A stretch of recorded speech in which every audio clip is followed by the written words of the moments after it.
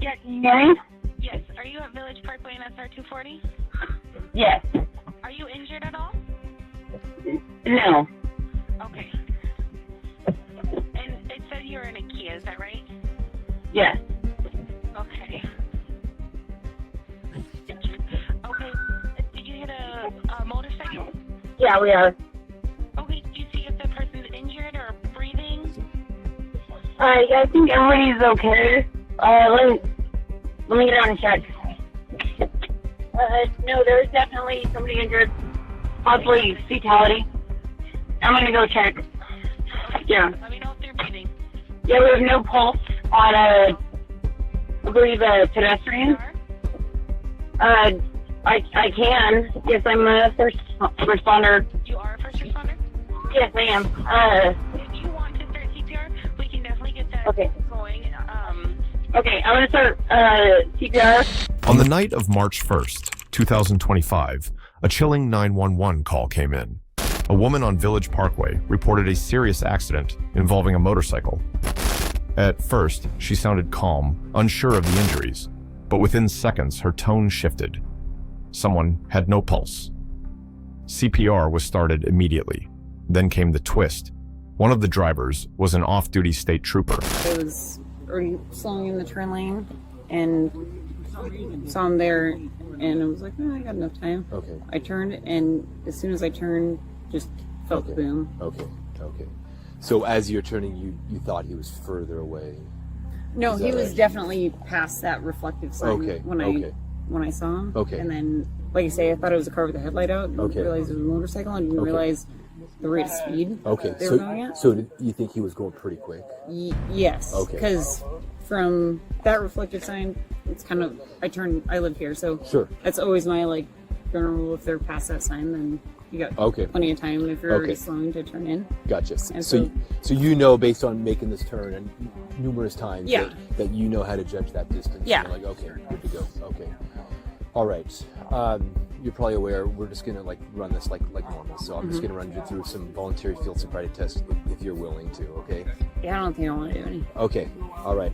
What about the PBT? Are you willing to do voluntary PBT? I don't want to do any tests based on the Understood. circumstances.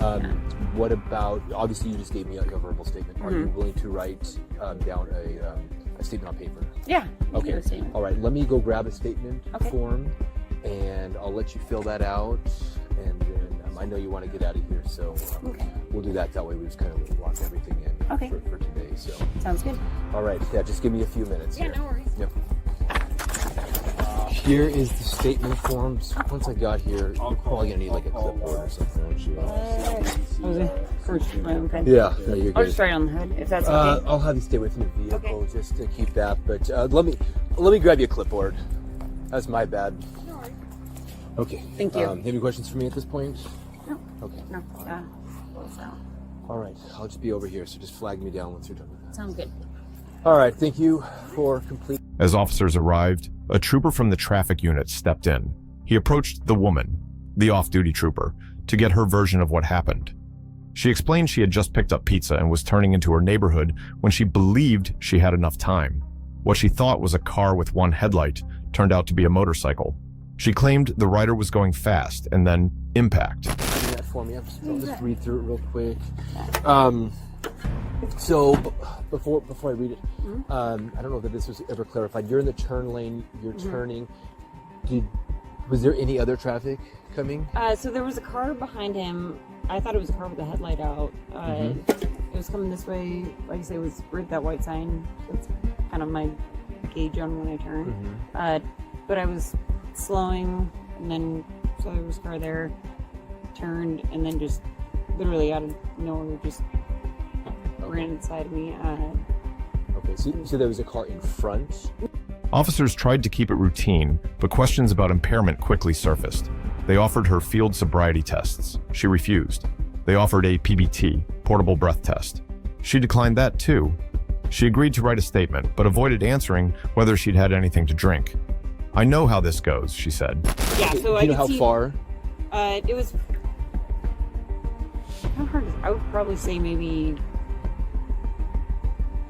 50 feet behind him, because I could see two headlights on that one on this one.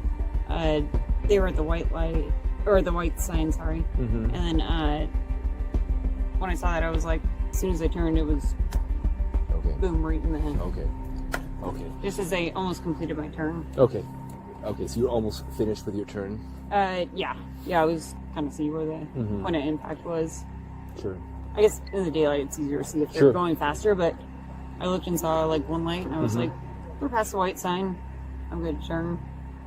But I don't know how fast they were going or what, but it definitely wasn't like it wasn't like I was trying to squeak in at all. Like there was plenty of room. You thought you had plenty of time, not that you had to gut it or anything? No, not at all. I was slowing here, and then maybe like 20 miles an hour when I made the turn. Okay, so you slowed down to 20 and then... Oh, yeah, because I go left here, so it's... You gotta stop the lights, or it's time... I won't stop, but at least really slowing down when you're not gonna make like hard turn. Oh, yeah, of course. Well, I'll be honest with you. I would love to rule out impairment, but without the fields, it is hard to rule that out. Obviously, it's voluntary. I won't ask you again, but there may always be that question. Yeah. Down the road. I just rather not. Okay. Yeah.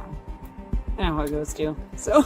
Yeah. What do you mean? You know how it goes? Even if there's like a little, if I had a cross on early or something like that, I just don't want to do it. Okay. Yeah. But no, I definitely don't feel impaired. I don't feel like there was impairment as an issue. I. Did you have a glass of wine earlier? I'm not gonna answer it. Okay. Yeah. You just mentioned like if. If I would have, or had, but. So his bike kind of got pushed in front of your car, but was he still on the roadway? Is that kind of what happened? Yeah, so he was right about almost where the cop was standing there. He was maybe just a little bit to the north of him. Okay. To the north of him. Just like literally like a body. So there's probably blood there. Okay. But yeah, no, I got out immediately, and there was a few people that stopped. I think the car that was behind him had stopped and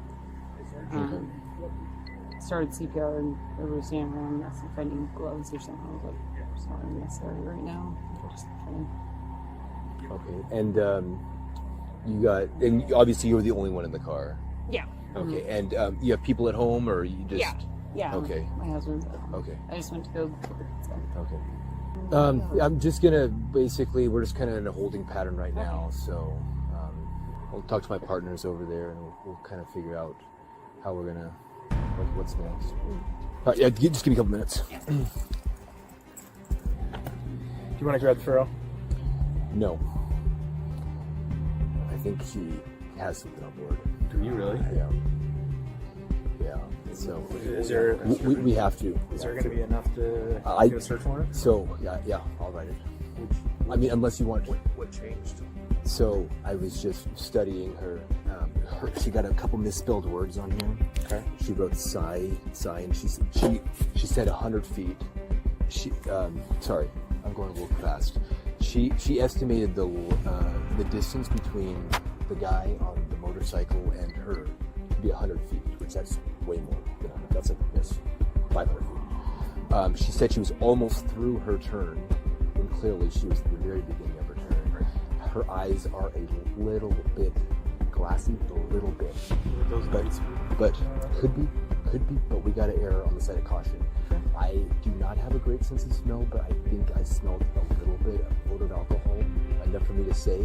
And then I told her, I'm like, hey, we just want to rule out impairment. And by you not doing it, I'm like, I'm not going to ask you again, but I'm like, we can't rule it out. She's like, yeah, well, if I would have had a glass of wine earlier, I know how this goes. And I said, did you have a glass of wine earlier? And she said, I'm not going to answer that. So Okay. I think with everything, we have to. I mean, Okay. I will write the search warrant. But yeah, I'm still recording. I'm still recording. I would have loved to have ruled it out. I will mute. Yes. All right. So, like I said, we were really trying to rule alcohol out. I'm not convinced that alcohol wasn't a factor. So right now you are under arrest. Okay. Okay. Let's go ahead and put your hand behind your back.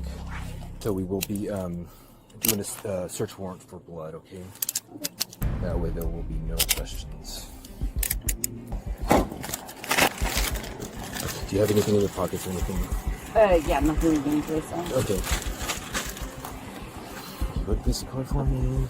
I can do the breath test if you want me to. Well, at this point, I think we'll just probably do the search warrant. Okay. I mean, what is the card? She insisted she didn't feel impaired, yet her story raised red flags. The distance she claimed didn't match evidence. Her eyes were glassy. One officer noted a faint smell of alcohol. They couldn't rule out impairment, so a search warrant for a blood draw was issued. She was placed under arrest for vehicular homicide. I think with this, the significance of this, I think it's probably, we're going to apply a search warrant, okay? That's fine. All right. I appreciate your cooperation. No worries, of course. Okay. All right.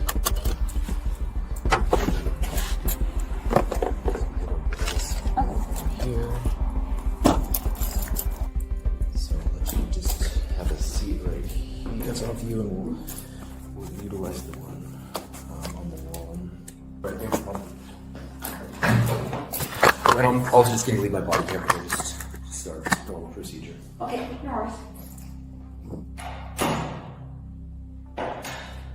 Checking in, do you need any water or anything? No, I would need to use the restroom before we leave. Okay, I've got a female officer. We can add on a scale of 1 to 10 now.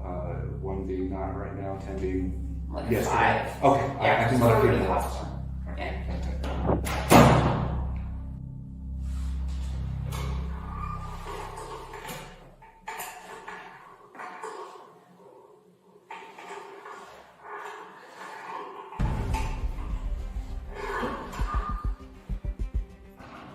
At the station, officers prepped her for blood testing. She was cooperative, calm, and asked to use the restroom. Jail clearance procedures followed, routine but necessary after a serious crash. Meanwhile, investigators continued gathering statements, evidence, and reviewing whether any witnesses had recorded what happened. Hey, thanks for coming. So yeah, I got the warrant, and then we just had just the jail clearance because she was in a crash. All right, so yeah, we're just here doing the blood draw and then the jail clearance just because we were in the crash. Okay. So yeah, we're just here for a clearance and then a blood draw, legal blood draw. We don't have anybody from the lab come in yet? I called as soon as you guys walked through the door. Okay, just want to make sure. Olivia is called. Gotcha. Okay, just want to make sure. Okay. So yeah, I was a while before I got there, so a lot of those loose ends, I think, the other traffic investigators kind of wrapped up. I'm just not privy to those just because I wasn't there. Hey, how you doing? So she was involved with the motor vehicle crash. But she was cleared at the jail. She also is a trooper, so whatever accommodations you guys can make for that. Though charged, the woman was later released from jail on her own recognizance. As of March 3rd, 2025, the special prosecutor confirmed the investigation was still ongoing and no formal charges had been filed yet. The results of the blood test had not been made public. This case raises tough questions. When a law enforcer becomes the suspect, how should the system respond? Was it a tragic mistake or something more? Let us know what you think in the comments, and don't forget to like and subscribe for more real police encounter breakdowns.